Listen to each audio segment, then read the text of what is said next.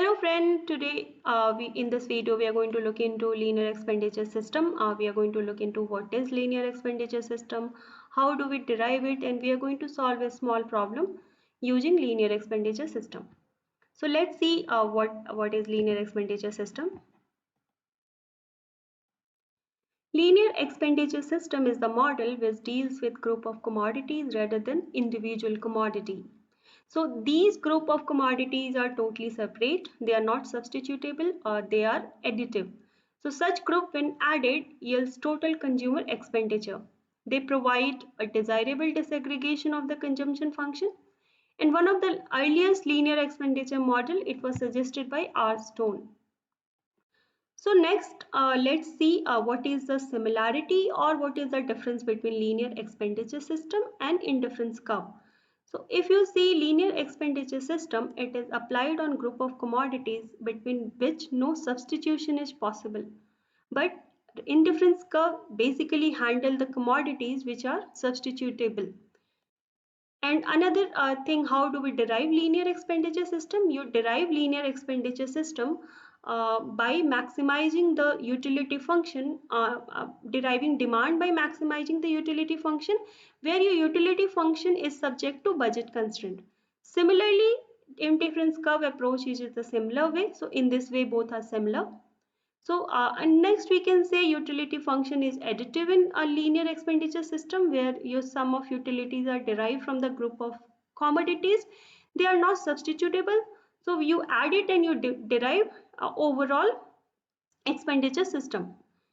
And in difference curve, the notion of difference curve is the substitutability of the commodities concerned. So that was what it was about the linear expenditure system. Now, how do we derive linear expenditure system? So linear expenditure system is derived by solving the utility maximization problem where your utility max function is Stone-Gehry. So your Stone-Gehry function where you can say the utility is addition of logarithmic function. So we will see how do we derive linear expenditure system using a Stone-Gehry utility function and doing and resolving it for the maximization. So Stone-Gehry logarithmic function, what you can see on the screen is u is equal to product of qi minus yi and to the power of beta I. If you change this to logarithmic, your function will become u equal to uh, summation of beta I ln qi minus yi.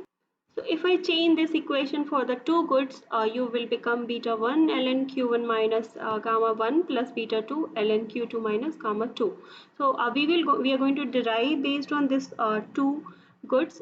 We are going to maximize this equation, this u, and maximize with the income constraint of p1 q1 plus p2 q2 equal to m. So we put this equation into Lagrange. When you put it into Lagrange equation, this will become your utility function and on to the constraint of your income constraint. So we will solve this Lagrange equation for the utility maximization. So by differentiating your Lagrange equation with respect to Q1, with respect to Q2 and with respect to the, lambda, you get three equations where your lambda P1 are beta 1 divided by Q1 minus gamma 1 minus lambda P1 equal to 0. So you got these three equations. We will solve these three equations to derive the demand function. After solving those three equations, we got Q1 and Q2.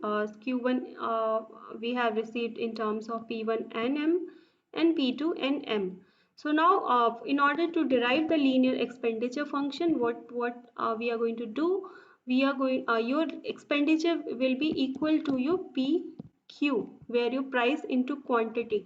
So we are going to derive linear expenditure system linear expenditure equation by solving these two equations.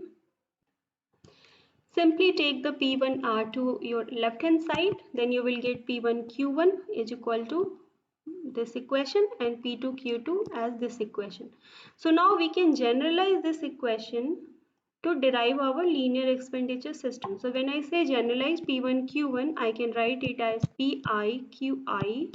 So that means if it is P for good 1, you can derive in this. Good 2, you can derive by putting 2 and 3. Similarly, so you can write this equation as Pi gamma I plus beta I m minus, you can say this as a summation of Pi gamma I. So this is your generalized equation for linear expenditure system. PQ is your expenditure, price into quantity, which will be equal to price, this part, this is called substitute expenditure on good I, this part is called the budget of good, and this is called your income after total subsistence of goods other than I.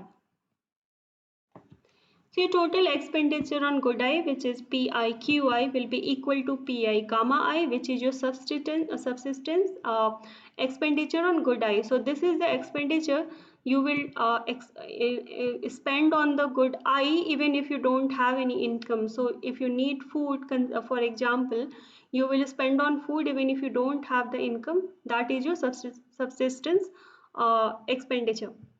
Beta I is the budget share of the good I, and this part, which is m minus your summation of subsistence expenditure, that that is your income after income, and then you are taking all your subsistence expenditure. So whatever income is remaining after, then that is your this part. So basically your total expenditure on good I is your subsistence expenditure, and then plus your budget into budget of share good I into your whatever income is left out after spending on your subsistence expenditure. So that is your income, linear expenditure income. So next what we are going to see, we are going to see one sample problem. So if you look into the sample problem, your u is q1 to the power of delta 1 and q2 into the q to the power of delta 2. So what we are going to, we need to derive expenditure function out of this. So this function, what you are seeing it here, it is in form of like of Cox-Douglas. We are going to change it into a Stone-Geary function.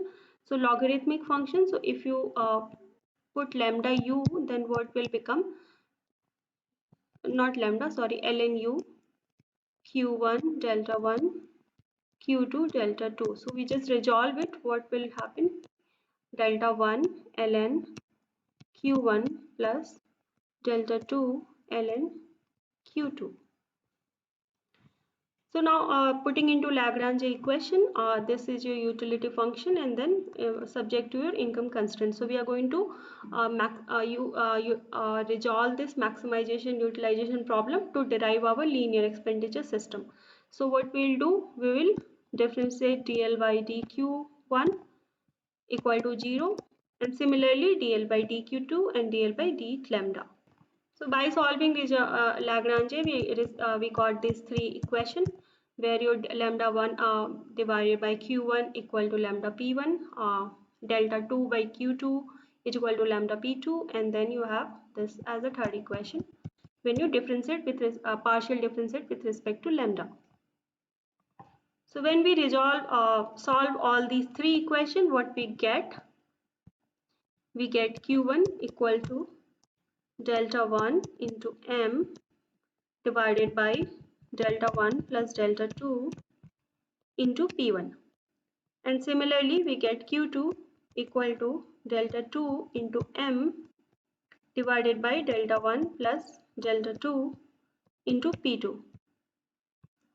So now we saw that Q1 and Q2, if we want to generalize P, if we take P into the left hand side, we will get P1 Q1 equal to lambda 1 M, sorry, delta 1 m into delta 1 plus delta 2.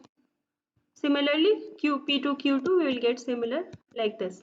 So now what we can do, we can generalize this equation to define our linear expenditure system. So what we can do, PIQI we can write as delta I into m, then summation of delta I. So that is going to be your linear expenditure system for this equation. So what we saw in this video, we saw what is linear expenditure system, how do we, it is similar to what indirect utility function we have seen, and what is the difference between that. So we have seen that a linear expenditure system is not additive. So we have seen the linear expenditure system, there is no substitution possible, but as opposed to that, your indifference curve approach is basically designed to handle your commodity which are substitutable. So and then next we saw what how do we derive linear expenditure system. We saw we can derive linear expenditure system by solving the utility maximization problem when your utility function is Stone Geary function, which is basically your summation of logarithmic function. So we derive this utility maximization problem with income constraint, and then we get the utility linear expenditure system. Next we also solved a problem to derive linear expenditure system. So this is all for today's session. Thank you for watching. Keep learning.